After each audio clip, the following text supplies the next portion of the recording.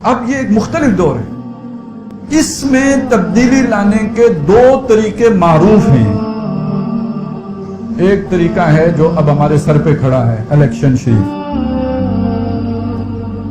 اور دوسرا طریقہ وہ ہے کہ جو ہمارے بعض سیاسی رہنماؤں نے اس کی کھسیانی بلی والی کوشش بھی کی ہے، یعنی دھرنے دینا، ایجیٹیشن کرنا، پکٹنگ کرنا، حکومت کے نظام کو فیل کر دینا۔ میں اب ان دونوں طریقوں کے حوالے سے عرض کرنا چاہوں گا کہ دیکھیے، یہ جو نظام کو تبدیل کرنے کا طریقہ سمجھا گیا نا، الیکشن، یہ نظام اس سے تبدیل نہیں ہوتا، حکومت تبدیل ہوتی ہے۔ اس سے نظام نہیں بدلتا، اس سے صرف حکومت بدلتی ہے۔ اور جب حکومت بدل جاتی ہے، اب دیکھیے نظام کی پیچیدگی سمجھیے، ایک نئی پارٹی مثلا ابھی پی ٹی آئی جیت کے آئے گی تو کہاں پہ آئے گی؟ قومی اسمبلی میں آئے گی۔ سینٹ میں کون ہے؟ نون لیگ اور پیپل پارٹی ہے۔ یہ قانون جو بھی بل پاس کریں گے اکثریت کی بنیاد پر قومی اسمبلی میں کریں گے۔ سینٹ میں کون بیٹھا ہوا ہے؟ سابقہ بیٹھے ہوئے، چھٹی، وہ ادھر یا تو پینڈنگ ہو جائے گا یا ریجیکٹ ہو جائے گا، پاس ہی نہیں ہوگا۔ 2 سال کے بعد ان کو موقع ملے گا کہ یہ اپنے سینیٹر لے کے آئیں۔ 2 سال میں یہ عوام میں بدنام ہو چکے ہوں گے، تو جو کام انہوں نے دھرنے دے کے کیا تھا وہ کام اب اسٹیبلشمنٹ کسی اور سے دھرنے دلوا کے کروا لے گی اور آپ کی چھٹی۔ یہی تو 70 سال سے ہوتا ہے، یہی ہر ایک کے ساتھ ہوا ہے۔ نظام نہیں بدل سکتا۔ یہ تو میں نے پاکستان کی سٹوری سنائی ہے، اب میں آپ کو 1-2 مثالیں اور دے دوں۔ الجزائر میں اسلامک فرنٹ الجزائر میں 86% ووٹیں لے کے آ گیا، ان کو حکومت ہی نہیں دی گئی، مارشل لا لگ گیا۔ مصر کی مثال تو تازہ ترین ہے، مرسی صاحب کہاں بیٹھے ہوئے؟ جیل میں۔ وزیر اعظم تھا، صدر، جمہوری رستے سے آیا تھا، الیکشن پروسیس سے آیا، لیکن جب اس نے کچھ اصلاحات کرنے کی کوشش کی وہاں بھی دھرنے ہوئے، اور نتیجے میں مرسی صاحب اندر ہیں، سی سی صاحب آ کے بیٹھ گئے، وہاں کہا بھی ہم آپ کی اصلاح کریں گے، جب آپ ٹھیک ہو جائیں گے تو پھر الیکشن کروا لیں۔ تو الیکشن کے ذریعے سے یہ چینج لانے کے لیے نہیں ہوتے، یہ ہاتھ بدلنے کے لیے ہوتے ہیں، یہ چہرے بدلنے کے لیے ہوتے ہیں۔ یہ ویسٹڈ انٹرسٹ جو کسی ملک کے اندر ہوتا ہے، اس کی یہ میوزیکل چیئر گیم ہے، یہ باری میری اگلی باری تیری، اور اگر لوگ بور ہونے لگیں تو تیسرا کھلاڑی شامل کر لیا جاتا ہے، کچھ دن وہ نچواتا ہے، اور یہ کھیل اسی طرح چل رہا ہے۔ یہ وشیس سرکل ہے جو چل رہا ہے۔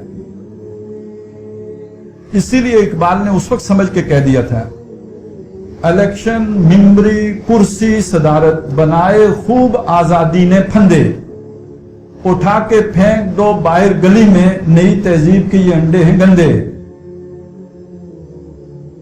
تو اس کی حقیقت تو یہ ہے۔ اچھا، بلکہ ایک اور جو اس پوری سیاست میں جو کھیل کھیلا جاتا ہے، اس پر بھی 2 شعروں میں اقبال نے ایک تبصرہ کیا ہے۔ عنوان ہے سیاست کا جو کھیل ہے، اس میں کہتے ہیں، اس کھیل میں تعین مراتب ہے ضروری، شاطر کی عنایت سے تو فرضی میں پیادہ، بیچارہ پیادہ تو ہے ایک مورا ناچیز، فرضی سے بھی ہے پوشیدہ شاطر کا ارادہ۔ جس نے کل وزیر اعظم بننا ہے، یا جس کے لیے ساری لاڈلے کے لیے جو کچھ بھی پلان ہو رہا ہے، پتہ انہوں نے ککھ نہیں کہ وہ نال کل ہونا کیے، کس کھیل کے لیے اسے چنا گیا یہ اس کو بھی نہیں معلوم۔ اور یہ صرف پاکستان کی بات نہیں ہے، ٹرمپ کو بھی نہیں معلوم، یہ مودی کو بھی نہیں معلوم۔ اس کھیل میں تعین مراتب ہے ضروری،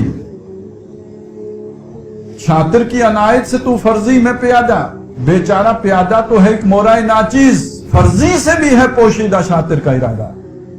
تو جو بھی شاطر ہے، وہ شیطان ہے یا اسٹیبلشمنٹ ہے، جو بھی ہے، اس کا ارادہ تو اس کی فرضی کو بھی نہیں معلوم۔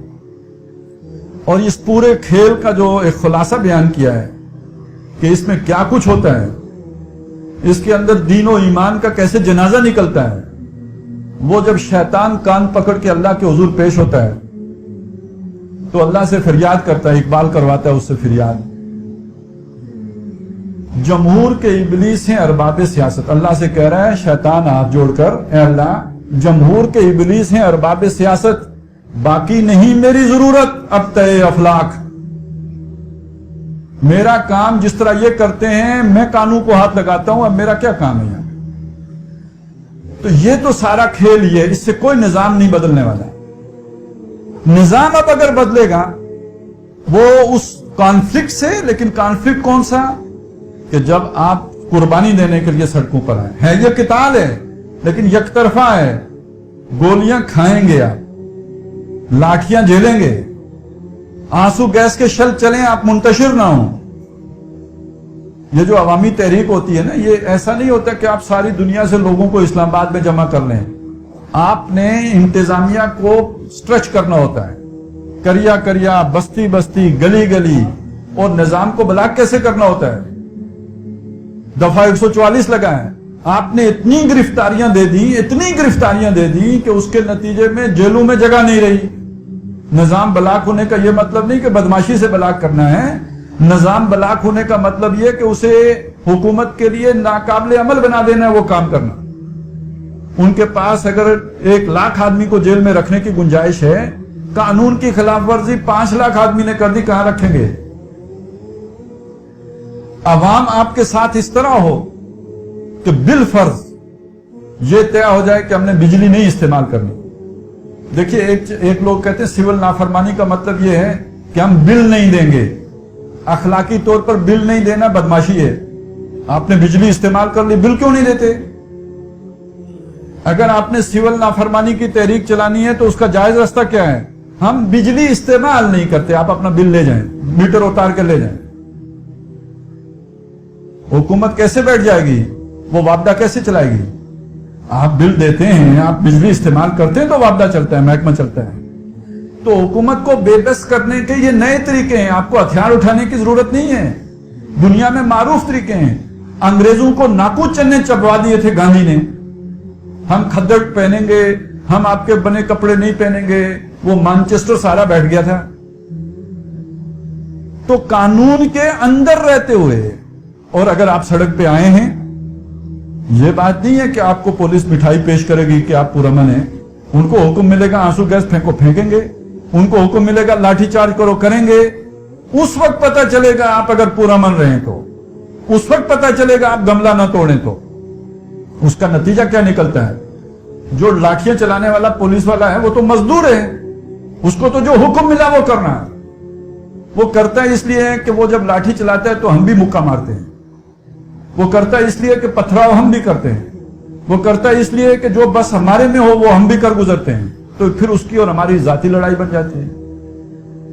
اگر ہم اس کے بدلے میں پرامن رہیں اور مار کھائیں اور شرافت کو بھی برقرار رکھیں تو ان کے اندر بھی بغاوت پیدا ہوگی۔ اور دنیا میں یہ میں کوئی مفروضے نہیں بیان کر رہا ہے، یہ ایران میں ہو چکا ہے، یہ آرمینیا میں ہو چکا ہے، اور کئی ممالک کے اندر جو ہے اس طرح کی بغاوتیں کامیاب ہو چکی ہیں۔ یہ وہ ہے وہ راستہ جو نظام تبدیل کرنے کے لیے ہے۔